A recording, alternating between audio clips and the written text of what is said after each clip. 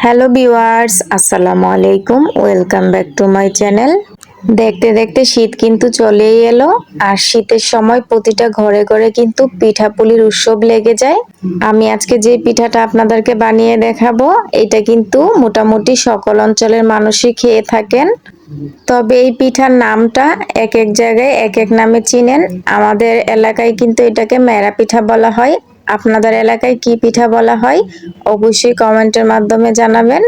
পিঠা বানানোর জন্য আমি এখানে আতপ চালের গুঁড়া নিয়ে নিয়েছি আর ভিজা চালের গুঁড়াটাই নিয়েছি। তবে আপনারা চাইলে শুকনা চালের গুঁড়াটা দিয়েও করতে পারেন এই পিঠাটা। এখন আমি সবগুলা চালের গুঁড়া টেলে নিব। ডালার মধ্যে আমি পরিমাণ বুঝে লবণ দিয়ে দিচ্ছি। চুলার আঁচটা একেবারে কমিয়ে অনবরত নেড়েচেড়ে এগুলাকে টেলে নিব।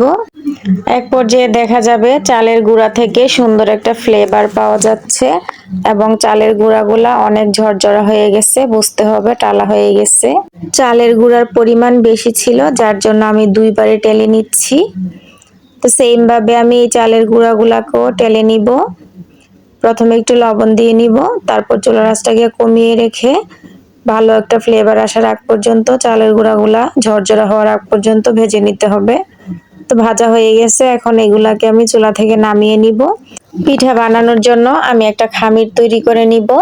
তো এখানে আমি ফুটন্ত গরম পানি অল্প অল্প করে দিয়ে দিব। একেবারে কিন্তু পানিটা দেওয়া যাবে না, আর এই পানির পরিমাণটাও বলা যাবে না। যতটুক লাগে ততটুক দিয়ে আমি খামিরটা তৈরি করে নিব।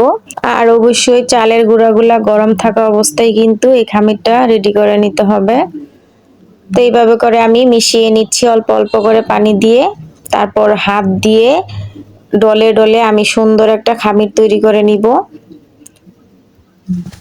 আর এই কাজটা কিন্তু গরম থাকা অবস্থায় করতে হবে, তাহলে দেখা গেছে আমাদের খামিরটা পিঠা বানানোর জন্য পারফেক্ট হবে। ঠান্ডা হয়ে গেলে কিন্তু খামিরটা নষ্ট হয়ে যাবে, পিঠাগুলোও ভালো হবে না। তো দেখতেই পাচ্ছেন আমি কিন্তু গরম থাকা অবস্থায় হাত দিয়ে অল্প অল্প করে খামিরটা রেডি করে নিচ্ছি। আর লবণ কিন্তু আমি চালের গুঁড়াগুলা টালার সময় দিয়ে দিয়েছি, এখন আর লবণ দিতে হবে না। আমরা আটার পিঠা বানানোর জন্য খামিরটা যেভাবে রেডি করি সেম ভাবেই কিন্তু আমি হাত দিয়ে ডলে ডলে খামিরটা রেডি করে নিচ্ছি। খামিরটা কিন্তু রেডি হয়ে গেছে, খুব বেশি শক্ত হয়নি আবার খুব বেশি নরমও হয়নি, পিঠা বানানোর জন্য পারফেক্ট হয়েছে। এবার হাতের মধ্যে একটু খামির নিয়ে এভাবে ঘুরিয়ে ঘুরিয়ে আমি শেপ দিয়ে নিব। আমি যে কয়টা ডিজাইন পারি সেই কয়টা আপনাদেরকে একটু দেখিয়ে দিচ্ছি। তবে আপনারা আপনাদের পছন্দ অনুযায়ী এই ডিজাইনগুলা করে নিতে পারেন। আর এই পিঠার বিভিন্ন ডিজাইন আছে। আমি যখন ছোট ছিলাম, আমার আম্মা যখন এই পিঠাগুলা বানাতেন তখন আমি সাথে বসে বিভিন্ন ডিজাইন শিখেছি বা কিভাবে বানাতে হয় শিখেছি। কিন্তু ওনাদের মতো এত পারফেক্ট করে এই পিঠাগুলা বানাতে পারি না। ওনারা খুব সুন্দর করে বানাতে পারতেন। তো আমি যতটুকু শিখছি বা যতটুকু পারি ততটুকুই আমি আপনাদেরকে একটু দেখাচ্ছি। হয়তো পিঠাগুলা বানানো ভালো হতেও পারে, নাও হতে পারে। আপনারা কেউ কিছু মনে করবেন না। নিজের হাতের কাজ খারাপ হোক ভালো হোক, আমি মনে করি এটাই যথেষ্ট ভালো।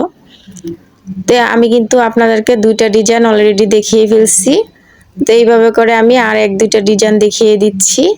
এগুলা ডিজাইন করা খুবই সহজ, আর আমার এই পিঠাগুলা বানাতে খুবই ভালো লাগে। শীতকাল আসলে আমি নিজে নিজেই বাসার মধ্যে এই পিঠাগুলা বেশিরভাগই বানিয়ে খাওয়ার চেষ্টা করি। খেতেও কিন্তু মন্দ লাগে না, খুব ভালোই লাগে এই পিঠাগুলা খেতে। তো এইভাবে করে সেম ভাবে কিন্তু আমি সবগুলা পিঠা বানিয়ে নিয়েছি। আমার এখানে পিঠার পরিমাণ অনেকগুলা ছিল, হয়তো ভিডিওতে কম বুঝতে পারতেছেন, যার জন্য পিঠাগুলা তত একটা ভালো করে বানাতে পারিনি। যাই হোক, এখন আমি পিঠাগুলা ভাপ দিয়ে নিব। এদিকে পানি ফুটতে দিয়ে দিয়েছি চুলার মধ্যে, আর হাফ পাতিল পানি দিয়েছি আমি। পানিটা ফুটে উঠেছে, এখন এরকম একটা ছিদ্রযুক্ত স্ট্যানার নিয়ে নিয়েছি। আর এটা হলো রাইস কুকারের সাথে থাকে। আর যাদের বাসায় রাইস কুকার আছে তাদের অবশ্যই এরকম একটা স্ট্যানার থাকে। এটার মধ্যে পিঠা ভাপ দিতে কিন্তু খুবই সহজ। আপনারা চাইলে আপনাদের রাইস কুকারের এরকম স্ট্যানারের মধ্যে পিঠাগুলা ভাপ দিয়ে নিতে পারেন। তো এক এক করে আমি সবগুলা পিঠা দিয়ে দিচ্ছি। আর পিঠা কিন্তু গেঞ্জাগেঞ্জি করে দেওয়া যাবে না, একেবারে খোলামেলা করে দিতে হবে, নয়তো বা একটার সাথে একটা লেগে যাবে, এতে করে পিঠাগুলা ভেঙে যাবে। আর আমি কিন্তু পানি হাফ করে দিয়েছি। আপনারা চাইলে যদি পরবর্তীতে পিঠাগুলা ভাপ দেওয়ার সময় পানি কমে যায় একটু পানি দিয়েও নিতে পারেন। তবে আমার মনে হয় যে আমার পিঠাগুলা ভাপ দেওয়ার জন্য এতটুকু পানি যথেষ্ট হবে। এখন এরকম একটা ঢাকনা দিয়ে ঢেকে দিব। এখানে কিন্তু আর কোনো কিছুই করতে হবে না, জাস্ট চুলার আঁচটাকে কমিয়ে দিলেই 20 থেকে 25 মিনিট রেখে দিবেন। এর ভিতরেই কিন্তু পিঠাগুলা ভাপ দেওয়া হয়ে যাবে। 20 মিনিট পর আমি একটু চেক করে নিচ্ছি পিঠাগুলা হয়েছে কিনা। পিঠার কালারই বলে দিচ্ছে কিন্তু পিঠাগুলা যে ভিতর থেকে হয়ে আসছে, পিঠার কালারটাই চেঞ্জ হয়ে গেছে।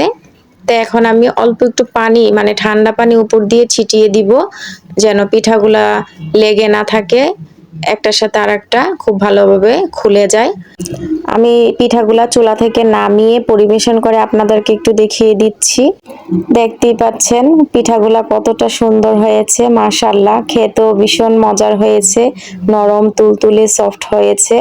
আপনারা চাইলে এগুলা শুটকির ভর্তা, শুটকির ভুনা, যে কোনো মাংসের সাথে অনেক মজা করে খেতে পারবেন। আশা করছি আমার পিঠার রেসিপিটি ভালো লেগেছে। আর যদি ভালো লেগে থাকে অবশ্যই চ্যানেল সাবস্ক্রাইব করে দিবেন, লাইক কমেন্ট শেয়ার করে দিবেন।